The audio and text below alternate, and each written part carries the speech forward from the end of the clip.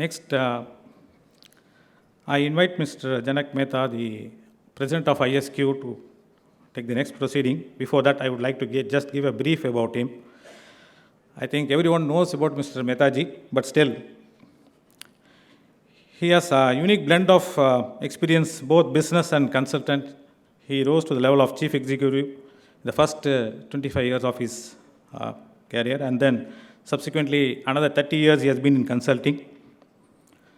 And he has contributed to the development of national infrastructure for quality, standardization and conformity assessment in India, and has advised other countries. He contributed to global integration of quality movement as president and later chair of IAQ, International Academy for Quality, and chairperson of Asian Network for Quality, and through collaboration with American Society for Quality, European Organization for Quality, Union of Japanese Scientists and Engineers, and many more. For his outstanding contribution, he has been awarded the Distinguished Deming Service Award in 2012. And currently he is the chairman and managing director of TQMI, and he has many more such positions like director with Lean Management Institute of India, director of Intangles Lab Private Limited, and T4T Consultants LLP.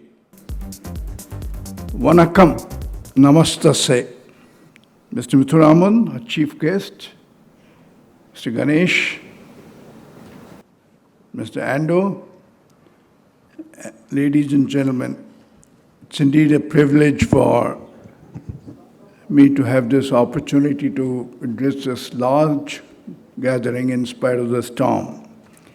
And we thought the first of all we'll start by paying homage to two exemplary leaders of quality movement in India who led it for decades. First, of course, is former chairman of Indian Society for Quality. He was the chairman from 2003 to 2022, Dr. V. Krishnamurthy. He is known to everyone here, and his contribution is unparalleled. He was also chairman of Manufacturing Competitiveness Commission, Steel Authority, Maruti Udyog, and BHEL, the only individual who has been chairman and managing director of 3 large corporations. Visionary leader and manager par excellence, he is also called the father of Indian public sector units, because he's done some outstanding work in that area. He's also the architect of India's quality renaissance. Since 1984, that's the first time when I met him. He wanted to come and visit me in Nasik because of what we were doing, and I said, I'll come and see you in Delhi. And I met him when he was the chairman of Maruti. And that's when he started the quality renaissance, and since then, he's been a mentor for me. He got awarded the Padma Vibhushan and born on June 26, 2022. And he died at the age of 97. Our gratitude for spreading the message of quality and inspiring others. I think in 1986, when we had the first conference on total quality in India with Professor Ishikawa as a chief guest, Dr. V. Krishnamurthy was the chair. In 1987, we formed a National Committee on Quality under the aegis of CII.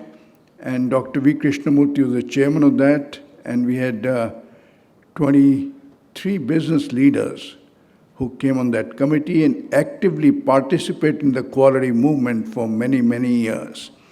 So that was what we call as the renaissance of quality movement in India. And I hope we continue to get the participation of business leaders now, which is getting to be a little difficult. Okay. Another person who made a tremendous contribution, we all aware of him, is Dr. J.J. Arani. He was a Padma Vibhushan awarded by the Government of India, former director of Tata Steel and managing director of Tata Sons and managing director of Tata Steel. He is distinguished metallurgist and ambitious self-starter. He's an outstanding entrepreneur and a lifetime crusader for quality. In spite of all that, he was very unassuming, down to earth, could meet and talk to anyone. Our gratitude for spreading the message of quality and inspiring others. He passed away on October 31, 2022, and born June 1936. So we lost him very recently. I think a couple of months before that, I had a talk with him. He was in good cheer. And we have his successor, Mr. Muthuraman, with us today. I saw one clipping sent by Sunil to me, a small video where Mr. Muthuraman is talking about Dr. Irani. Beautiful clipping, all of us could hear and learn from it. So on this occasion, let us celebrate their lives by emulating their ways of contribution to the society through pursuit of quality as a personal commitment. They lived quality. Dr. Irani was the first person who led the team of business leaders from India to Japan in 1989 on a TQM study mission. Can you imagine business leaders studying on quality for 1 week? Unheard of. Even at that time, even today. Today it's even more difficult to get business leaders for 1 week. He did. And at the end of the session, which was done in Japanese, in a Japanese hotel, speaking in Japanese, no PowerPoints, no videos, no exercises, which we learn in the Western world. You must exercise periodically, and they were there for 4 days at a stretch. 1 day visit to a company called Aichi Steel. At the end of the 6th day, when he was being presented the certificate of JUICE by the president of JUICE, so he talked on behalf of all the delegates, so 18 CEOs were there. So he summed it up saying, it's the most useful business week of my entire business career, which was eye-opening. And I was relieved because all these 18 came to Japan because I recommended it, because this was the first time, and I had committed to Japan that if you want to help us, I'll bring 18 people here, or 20 people. 18 came. And that was that starting point of quality journey in India in many ways. Dr. Krishnamurthy nominated all the managing directors of SAIL, 4 of them who joined at that time. So with that homage, let's dedicate ourselves to emulate them, and let me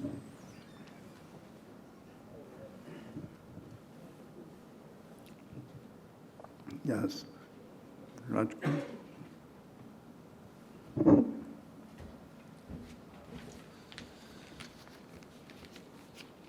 So with that, I think I request our President ISQ to deliver his welcome address and share the conference team. Thank you.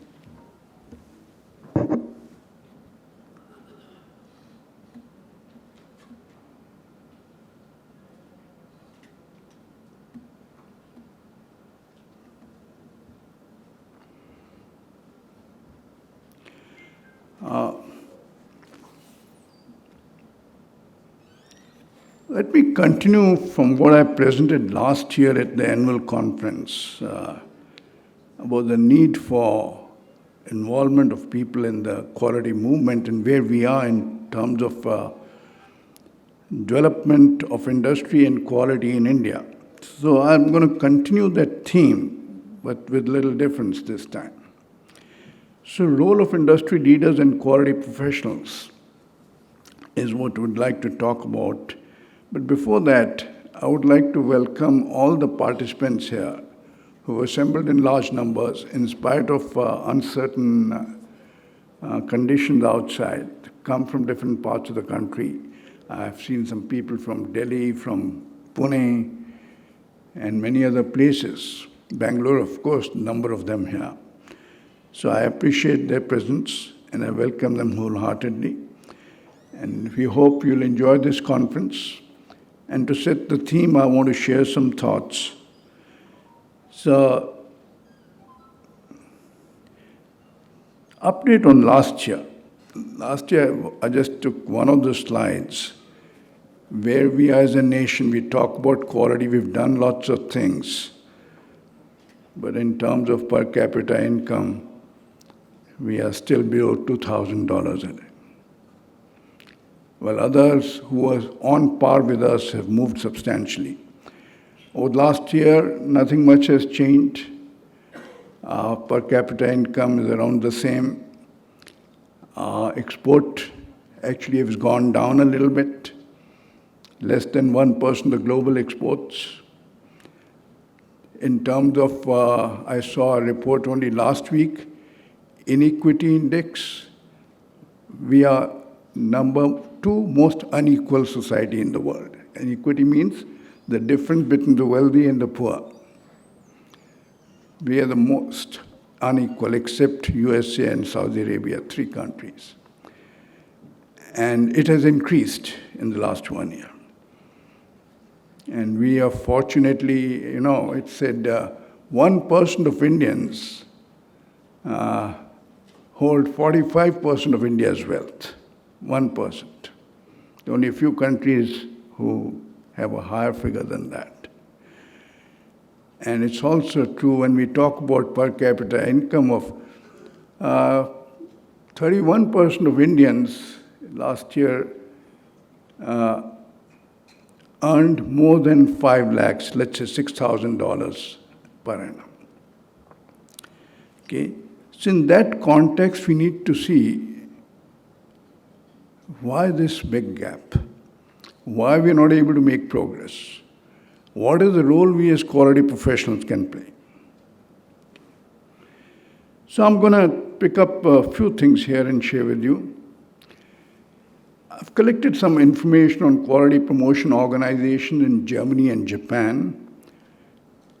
I picked up these 2 countries because they are known for excellence in manufacturing quality. When you talk about Germany and Japan, always come top of the mind, recall in terms of manufacturing quality. Okay? So I thought let's compare what they do in those countries and what we do in India.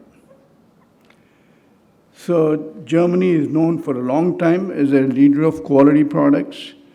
Japan transformed them since 1950s. Actually, in 1950s, Germany and Japan both were destroyed. There was no industrial infrastructure left. Nonetheless, then West learned from the Japanese, the new practices they evolved.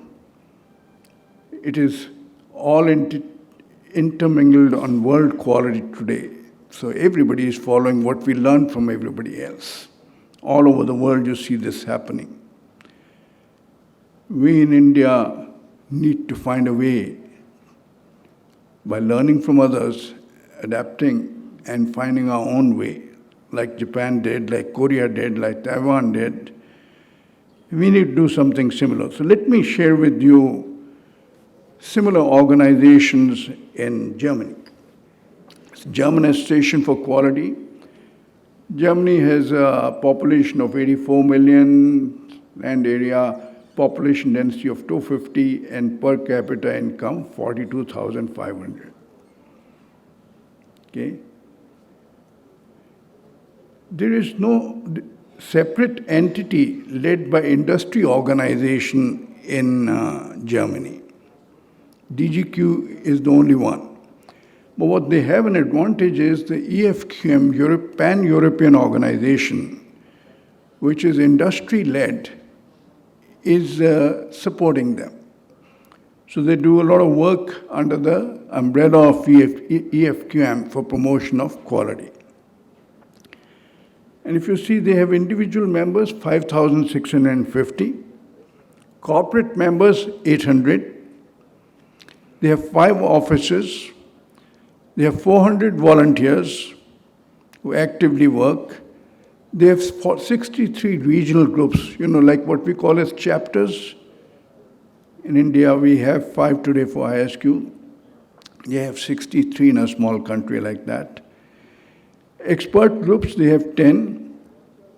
Network events they conduct every year is 540. Number of participants around 8,000. Training participants are around 10,000 through 800 training courses. They have 300 expert trainers, not full-time, but from industry, from the membership. Personnel certification, they do 8,000 a year. They've done over 100,000 by now. National research projects, they carry out 70 national research projects. And large number of them are actually funded by the government of Germany. They have, under EFQM, 80 excellence projects, and they have full-time employees of 100 people. That's Germany. Let's look at Japan. Population of 126. Let me just see if I can get the...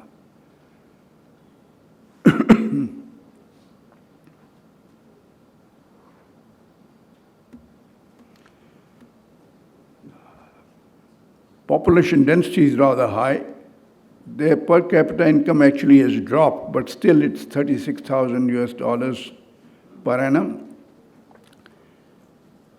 And they have Japanese Union of Scientists and Engineers as an organization which has been promoting quality since 1946.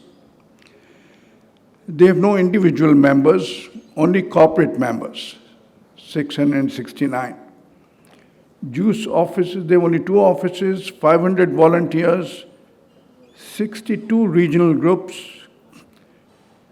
10 research committees, then international conferences, they hold 4, symposiums 5, QCC convention 1.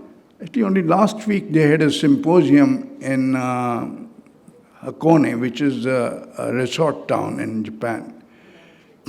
And there were 250 people. Virtually 70% from industry and 30% from academia. And industry leaders present in by dozens. Okay? And they hold it twice a year. Then they have about 9,000 participants, 500 training courses, 200 seminars, expert trainers, 150 from the membership, not industrial membership, personal certification, 10,000, awards, company level 3, individual level is 3, and the annual revenue is $20 million, 120 employees. They are supported in a way by Japanese Society for Quality Control. Individual members, about 1,800. Organizational members, 250. They contribute to many of the JUICE activities. Bulk of the activities are actually supported by the JSQCH, which is an individual-led organization. So they have 2, industry-led and individual-led. Let's see where we are in India today. It's not only Indian Society for Quality, about other organizations I'll talk a little later. We have, of course, population, we've crossed 1.4 billion or 1,400 million. We have a higher population density than even Japan, 426, and our per capita income in FY22, in year 22 was $1,960. We have other organizations like CII, NIQR, Indian Merchant Chamber, QCI, QCFI, NIQR, supporting this. So data I'm presenting is only for ISQ.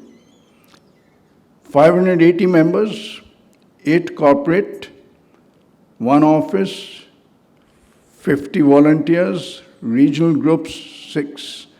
Research committees, we don't have any actually. Then we have international conference 1, symposium 1, QC. First time we held a symposium this year, QC Circle convention, and various events. We did 40 events this year, and our annual revenue is $0.6 million. okay, and 2 employees. This is after 26 years of our existence. Okay.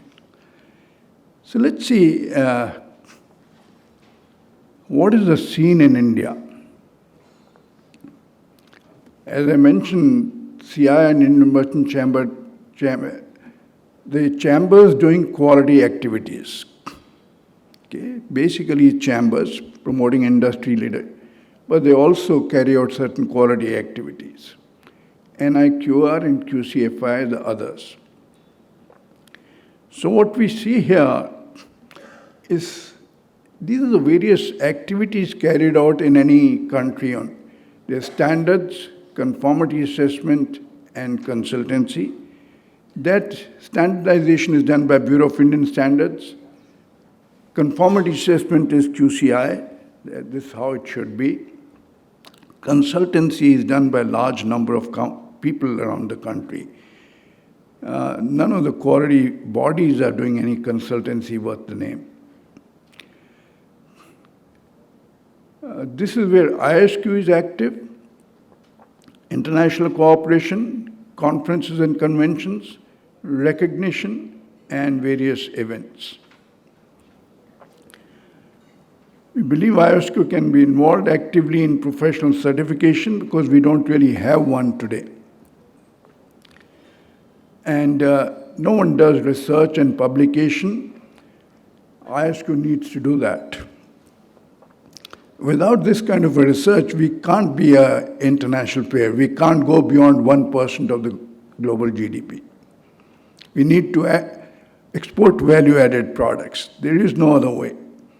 So each of these countries, we saw Germany and Japan, the extensive work on research, finding new ways of application of the current tools and finding new tools to manage. So ISQ has 5 chapters, 580 members, so on, I've already mentioned. In a way, ISQ is the face of quality in the world. So what we have is a leadership vacuum. Leadership is not only industry leadership, leadership is also sitting here. All of us are leaders. In a way, as quality professionals, we need to lead. Are we willing? Obviously, the impact doesn't seem to be. We have 200 participants here. Japan gets 250. USA gets 2,500 to 3,000 participants at a convention like this. So the volunteers willing to come forth and do voluntary work, I think over the last 2 years it has increased in ISQ. With these 5 chapters in various parts of the country, many things are happening which are positive. And you see younger group of people coming forth and doing it. And many of these people are sitting here today. It's up to them to take the leadership role in and promote quality in the country.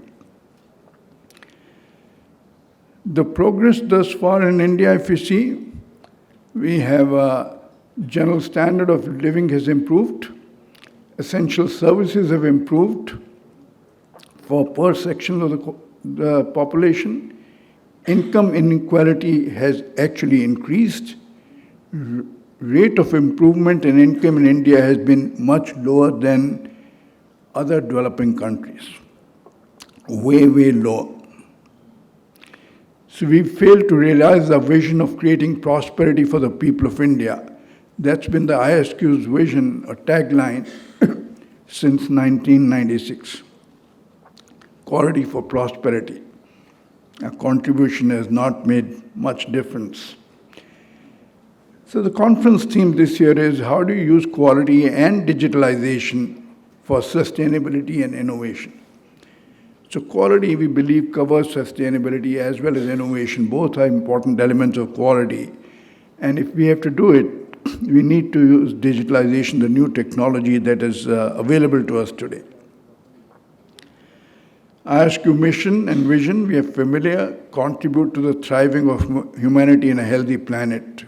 Laudatory mission. Be the principal national forum for leaders, professionals, and academics for exchange of knowledge on delivering quality that benefits humanity. There is no doubt about our vision. But we wonder, if Japan and Germany can do it, why can't we do it? Actually, in American, the Renaissance started in 1980 after a video played all over the country. If Japan can, why can't we? Dr. Demings. And that's how the leaders from various industries got together in USA and recharged themselves, re-energized, set up a Baldrige Award in 1987 by the US Congress, by the President of USA. That's the leadership, the political leadership. And industry leaders got involved. We don't see that happening. We stated the mission and the vision, but we did not have the means to do it. Maybe we didn't try hard enough. So the key differentiation is between these nations. Involvement of business leaders is, in India we started in 80s, late 80s and 90s it was good, early 2000s, thanks to Mr. Muthuraman, Ganesh, they got involved and took it forward. But today we find very difficult to get the attention of the leaders for the quality promotion. Financial support, woefully lacking. Managers, engineers, movement across functions, including quality, service, design, production. It's another thing you see happening in these countries. Nobody is a quality professional per se. They don't work in quality assurance for too long. They move. In Japan, if you ask, I asked Dr. Kano once, what is a quality professional? He says, we don't know in the industry. They keep moving from one department to another. They learn from each other. This is how they grow. So a person without marketing, good quality in marketing, we can't deliver good quality products. So that's, in India, when somebody is in quality, he's tagged as a quality. Very little movement across. Tata Steel has done excellent work in that area. Nobody stays in the TQM promotion office for more than 3 years. You have a number of newcomers who come and go and rotate. That's the way we need to do. So motivation of quality professionals. How do we re-energize ourselves is our challenge, and involvement of academia, which in spite of our efforts, we have not been able to do it. Without that, we can't get to what we want to achieve. That's what I wanted to share in brief. I'm sorry if taken a little too long, but it's important message that we can't blame anyone else except ourselves. We keep crying hoarse that the industry leaders are not involved. Of course they need to be involved. And some things are being done. We started attempting on this. We're taking help from Mr. Muthuraman, Mr. Venu Srinivasan, many others to get them involved. Something is work under progress. Let's hope we'll succeed soon. Mr. Muthuraman is still here. Yesterday he spent a lot of time talking about it. How do we do it? Ganesh is here. And if we can put our heads together and get the leadership moving. But ultimately it's up to all of us. The rest of the 200 people sitting here, they can only provide the leadership. But we need to carry the burden. Thank you very much.